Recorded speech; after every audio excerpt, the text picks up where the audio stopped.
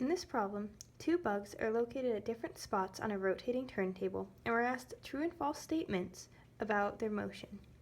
In order to solve this problem, we need to understand the fundamental relationships between rotational quantities, such as velocity, acceleration, and angle. We're first asked whether both bugs have the same velocity. This is referring to the linear velocity of both bugs, and this statement is false.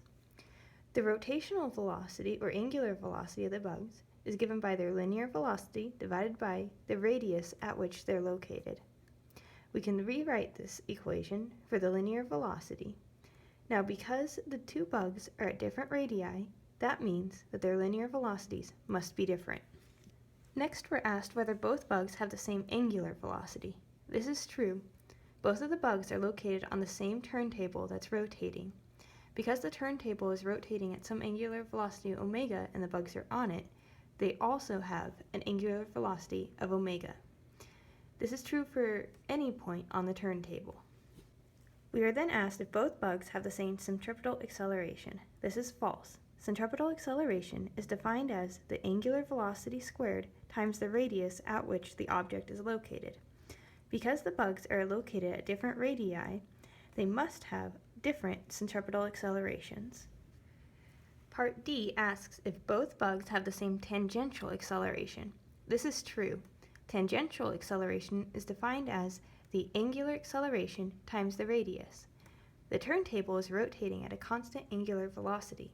That means that the angular acceleration of the turntable and anything located on it is equal to 0. Therefore, both bugs have a tangential acceleration that are both equal to 0. We are then asked if both bugs have the same angular acceleration. This is true. Like we just said, the turntable is rotating at a constant angular velocity. Therefore, its angular acceleration is equal to 0. And anything that is located on the turntable has the same angular velocity and therefore the same angular acceleration. Part F asked if both bugs cover the same distance in one full period of rotation. This is false. In one rotation, the distance covered is equal to the circumference of the circle traced out, as shown in this diagram here. Because the two bugs are located at different radii, the circumference of the circles they trace out are different. In equation form, this is the circumference is equal to 2 pi times the radius. Since the two radiuses are not equal, the distances covered are also not equal. Finally, in Part G, we're asked if both bugs cover the same angular displacement in one full period of rotation. This is true. Angular displacement is equal to the angular velocity times the amount of time that's elapsed.